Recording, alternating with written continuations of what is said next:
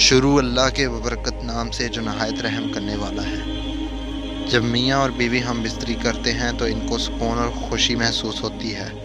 اس طرح دونوں میاں بیوی میں پیار محبت بڑھ جاتا ہے اور وہ ایک دوسرے سے زیادہ محبت کرتے ہیں۔ جب میاں اور بیوی قرابت کے دوران ہارمونز خارج ہوتے ہیں تو ان کی خوشی محسوس ہوتی ہے۔ جب میاں بیوی خوش ہوتے ہیں تو گھر کا سارا نظام بہتر طریقے سے چلنا شروع ہو جاتا ہے۔ اللہ پاک نے حضرت آدم علیہ السلام کو تخلیق فرما کر جنت میں بھیج دیا۔ ان کے جنس سے کوئی بھی بشر موجود نہ تھا۔ جنت میں رہتے ہوئے حضرت آدم علیہ السلام دل ہی دل میں سوچا کرتے کہ کاش میرا بھی کوئی ہم جنس ہوتا جس سے میں انسانیت حاصل کرتا۔ اللہ تعالیٰ حضرت آدم علیہ السلام کے دل کی بات سے بخوبی واقف تھے۔ حضرت آدم علیہ السلام سو رہے تھے کہ اللہ تعالیٰ نے حضرت حوا علیہ السلام کو حضرت آدم علیہ السلام کی بائیں پسلی سے تخلیق فرما دیا۔ جب حضرت آدم علیہ السلام نے ایک عورت کو اپنے سامنے دیکھا تو آپ علیہ السلام حیران ہوتے ہوئے پوچھا کہ تم کون ہو؟ حضرت اماں حوا نے جواباً کہا کہ میں عورت ہوں۔ پوچھا کہ اللہ تعالیٰ نے تجھ کو کیوں پیدا فرمایا ہے؟ اس نے کہا کہ اللہ تعالیٰ نے مجھے حضرت آدم علیہ السلام کو آپ علیہ السلام کو سکون دینے کے لیے پیدا کیا ہے۔ حدیث پاک میں ہے کہ رسول اللہ صلی اللہ علیہ وآلہ وسلم نے کنوارے لڑکے اور لڑکی کو مسکین کہا ہے، کیونکہ دونوں کا کوئی ساتھی نہیں ہوتا۔ اس لیے ہم کو چاہیے لڑکا اور لڑکی کی جلد ہی شادی کر دے تاکہ وہ بیوی اور میاں بیوی بن کر ایک دوسرے کے قریب سے سکون حاصل کر سکیں۔ بعض روایات میں آیا ہے کہ حضرت آدم علیہ السلام جنت میں خوشی کی زندگی بسر کر رہے تھے۔ اللہ تعالیٰ نے دونوں کو درخت کا پھل کھانے سے سختی سے منع کیا ہوا تھا۔ کچھ روایات میں اس موقع کو اس طرح سے بیان کیا گیا ہے، وہ بہت ہی خوش تھے کیونکہ اللہ تعالیٰ نے ان کا کوئی مونس پیدا ہی نہیں کیا ہوا تھا۔ حضرت آدم علیہ السلام دل ہی دل میں یہ بات سوچ رہے تھے کہ کاش میرا بھی کوئی مونس ہوتا، میری بھی کوئی جنس ہوتی جس سے میری نسل آگے بڑھتی۔ یہ بات کو دل میں لاتے ہی اللہ تعالیٰ نے حضرت آدم علیہ السلام پر نیند طاری کر دی تھی۔ انسانوں میں یہ پہلی نیند تھی جس نیند میں اللہ تعالیٰ نے حضرت آدم علیہ السلام کی بائیں پسلی سے حضرت اماں حوا علیہ السلام کو پیدا کر دیا تھا۔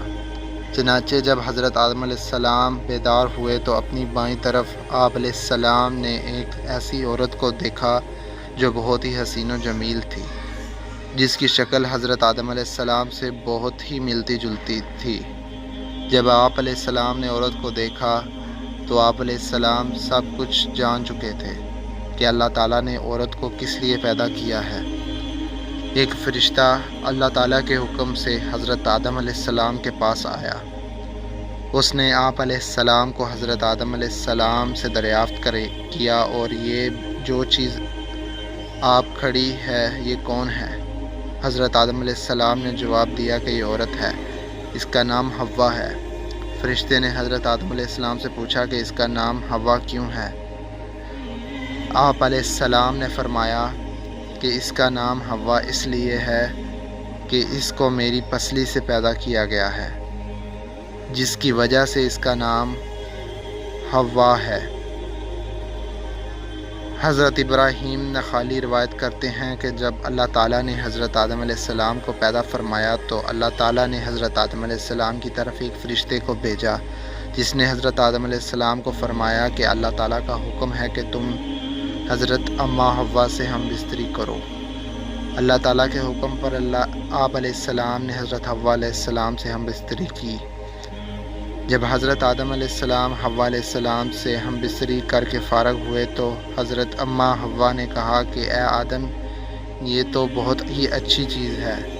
بعض روایات میں ہے اس واقعے کو اس طرح سے بیان کیا گیا ہے کہ اللہ تعالیٰ نے حضرت آدم علیہ السلام اور حضرت حوا علیہ السلام کو جنت سے پھل کھانے سے منع کیا تھا، لیکن شیطان کے کہنے پر آپ علیہ السلام نے اس درخت کا پھل کھا لیا تھا، جس کی وجہ سے اللہ تعالیٰ نے حضرت آدم علیہ السلام اور حضرت حوا علیہ السلام کو زمین پر الگ الگ مقام پر بھیج دیا۔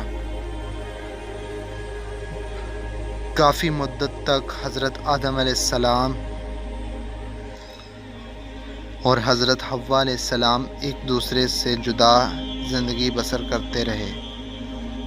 حضرت آدم علیہ السلام اللہ تعالیٰ کی بارگاہ میں رو رو کر دعا کیا کرتے تھے۔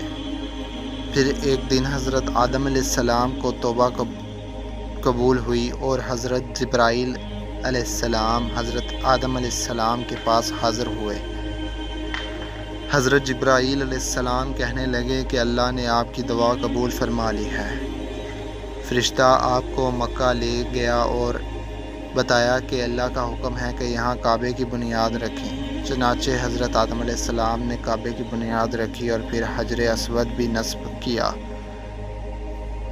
جسے آپ جنت سے ساتھ لے کر آئے تھے۔ اللہ تعالیٰ نے حضرت اماں حوا اور حضرت آدم علیہ السلام کو میدان عرفات کے اندر ملا دیا تھا۔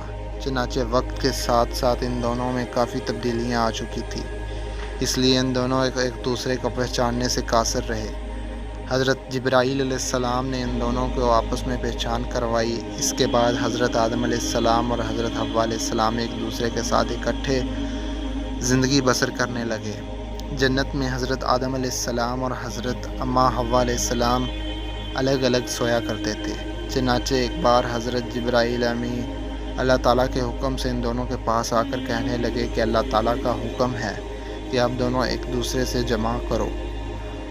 چنانچہ حضرت جبرائیل علیہ السلام نے آپ علیہ السلام کو جمع کے آداب و مشاورات بھی سکھائے۔ حضرت جبرائیل علیہ السلام نے حضرت آدم علیہ السلام کے پاس آئے اور ان کو اپنی بیوی حضرت حوا علیہ السلام کے قریب ہونے کا حکم دیا اور ان کو آداب مشاورت بھی سکھائے۔ حضرت آدم علیہ السلام کو حکم دیا کہ جا کر حضرت حوا علیہ السلام کے ساتھ لیٹو اور اس سے ہم بستری کرو۔ حضرت آدم علیہ السلام نے اللہ تعالیٰ کے حکم کی تعمیل کی۔ پھر حضرت جبرائیل علیہ السلام نے کہا کہ تم نے حضرت حوا علیہ السلام کو کیسا پایا؟ حضرت آدم علیہ السلام نے جواب دیا کہ میں نے بی بی حوا کو بہت ہی اچھا پایا۔ پھر اس کے بعد حضرت حوا علیہ السلام سے نسل انسانی کی ابتدا ہوئی، اور بعض روایات کے اندر ذکر ہے کہ حضرت حوا علیہ السلام کو 20 حمل ٹھہرے اور آپ کے ہاں لڑکے اور لڑکی کی پیدائش ہوئی۔ اللہ تعالیٰ سے دعا ہے کہ اللہ تعالیٰ ہم سب کو نیکی کی ہدایت دے۔ آمین ثم آمین۔